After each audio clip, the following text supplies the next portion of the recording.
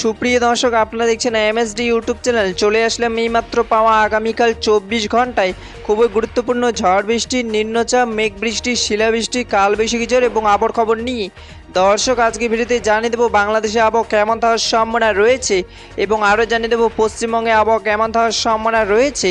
আগামীকাল 24 ঘন্টা আবহাওয়ার পূর্বাভাসে কী জানিয়েছে আবহাওয়া দপ্তর, আরও জানিয়ে দেবো স্যাটেলাইট ওয়েদার অবজারভেশন ডাটার অনুযায়ী কেমন থাকার সম্ভাবনা রয়েছে আগামীকাল আপনাদের জেলার আবহাওয়ার পরিস্থিতি।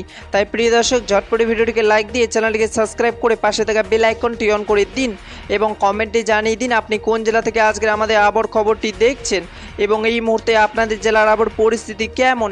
দর্শক এবার জানিয়ে দিচ্ছে এক নজরেই। দর্শক এবার সরাসরি চলে আসলাম মেঘ বৃষ্টির স্যাটেলাইট পূর্বচিত্রে এবং এই মুহূর্তে দেখতে পাচ্ছি আজ এবং আগামীকাল 24 ঘন্টায় বাংলাদেশে 8টি থেকে 64 জেলা আকাশ মেঘলা থাকার সম্ভাবনা রয়েছে।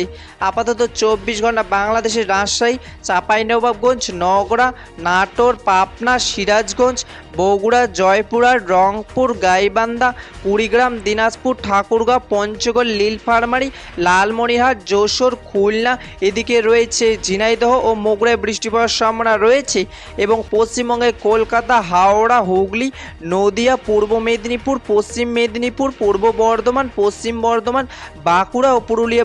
14 জুলাই 2026 মঙ্গলবারে আবহাওয়ার খবর। দেখা হবে পরবর্তী দিনে আবহাওয়ার ভিডিওতে। ততক্ষণ পর্যন্ত সুস্থ থাকুন, ভালো থাকুন, ধন্যবাদ।